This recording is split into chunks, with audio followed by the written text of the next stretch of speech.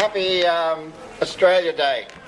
I've written down my speech because I don't want to say anything that might offend anybody. So, happy Australia Day. It's great to be here in Lithgow. Oh, sorry. It's great to be here in Portland. At my age, I'm grateful to be anywhere. I've never been to Portland. I've always associated Portland with cement, and I'm sure I'm not alone there. I just came from Lithgow. It's my first visit to Lithgow since 1945, and it hasn't changed very much, except you're able to see there now, because it used to be very smoky because of all the industry. But things change, and industries change, and everything changes. And when Ben Chifley came to our home in Lawson, because I am originally from Lawson, Ben Chifley came to our house, and my father gave him instructions as to how to get to our place.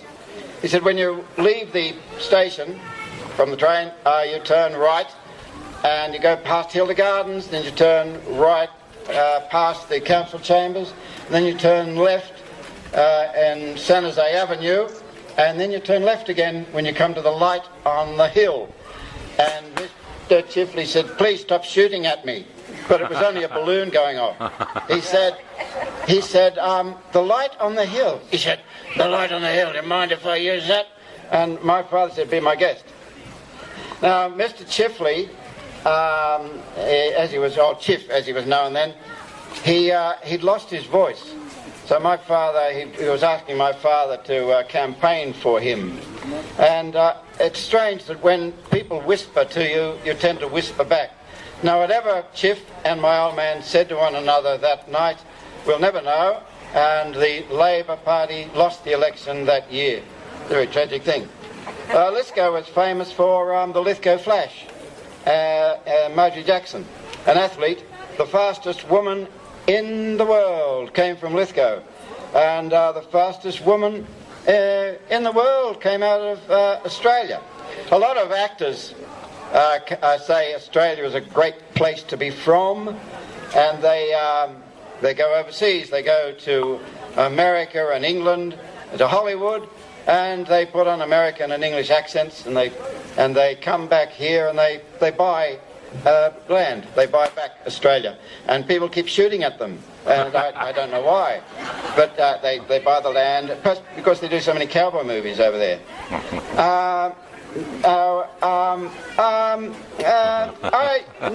Lithgow. Well, talk about Lithgow, but that other place, Portland.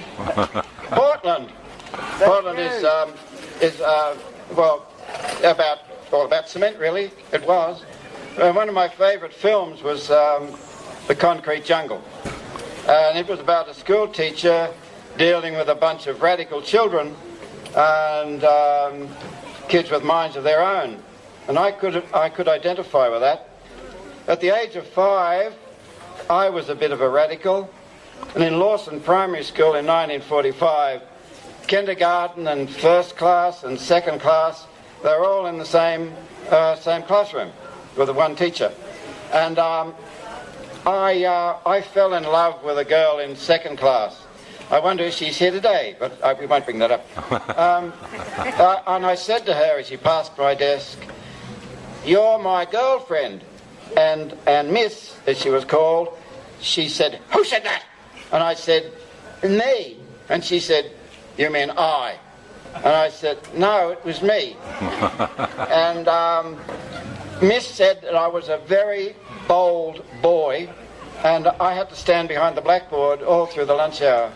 And that's how I learned that if you speak from the heart, you can get into a lot of trouble. And some years later, oh no, not years later, just months, might have only been weeks, I was drawing on the blackboard, and I drew a cowboy on the blackboard, and it must have been really good, because Miss got all the children from the right up to 6th class to file past and look at my cowboy, and I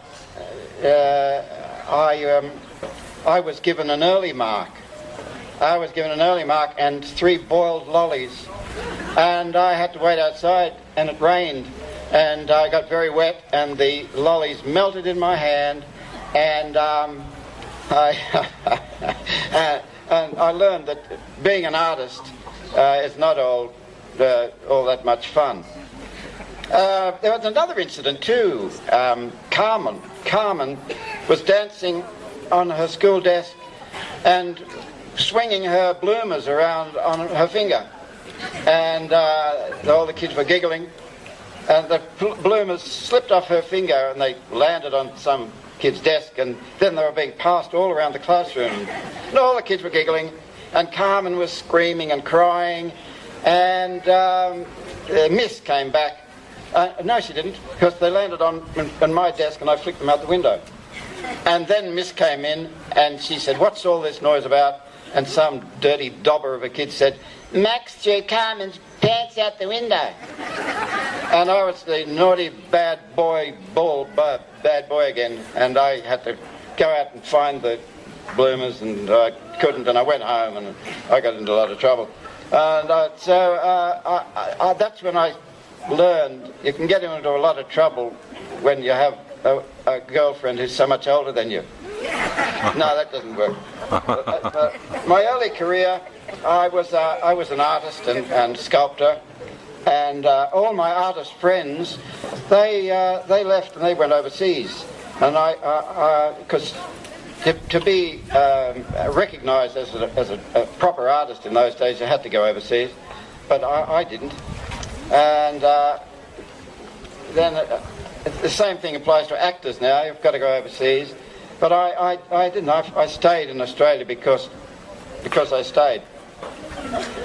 And I love Australia Day. It reminds me that we are not forgotten. And I like to think of it as Down Under Day, in order for it not to be confused with Austria Day, or Australia Day, or Astray Day, or Horse Trailer Day, or even a Trier Day. But all you can do is just keep trying. And Down Under Day says volumes about who we are and where we came from. A few years ago, 30-something years ago, I heard someone on the radio saying that Australia as a whole had a big future. And Australia as a whole has a big future, as long as the mining companies keep doing their good work, and we keep sending our good stuff overseas, the stuff we dig out of the ground, and all the good things, and all our people, we send them overseas. And I've lost complete track of this entire speech now, and I don't suppose it matters all that much. Now, my forebears, although there were not 4 of them really, there were about 8 of them, and they were boat people, my 4 forebears. They came from Ireland.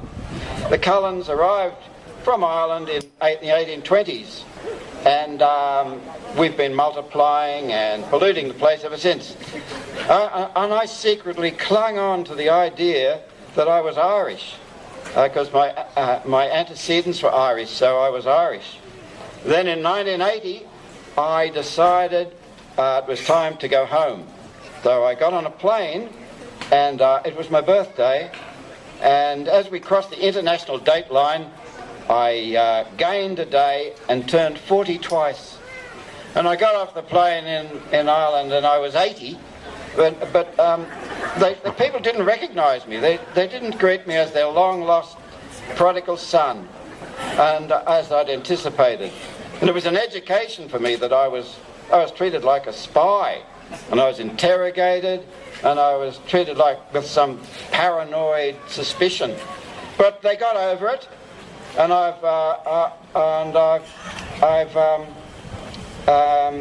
it's made me realise just how Australian I am. I've been back there a few times now, doing Australian plays in Dublin, and they know who I am, and I'm no longer a threat. And today this is my proudest honour of all, to be here to be here in Portland, to be here, chosen to be an ambassador for Australia Day, the Down Under Day. So my wish for today, on this very special Australia Day 2013, is that we should all respect and be respectful and respectfully enjoy the fact that we're dyslexic and we can't really read a script, and we should sort of put it to memory in future, and then we wouldn't have to be looking at words that jumble and look like something else. We should enjoy the fact that we are in this great universe, and we should protect the earth. Don't smoke in bed. Don't get so drunk you can't remember what an idiot you're making of yourself. And remember this, my credo of credos: what we hate in others is what is rotten in ourselves. Thank you, my fellow and Sheila Australians, and thank you for being. Thanks.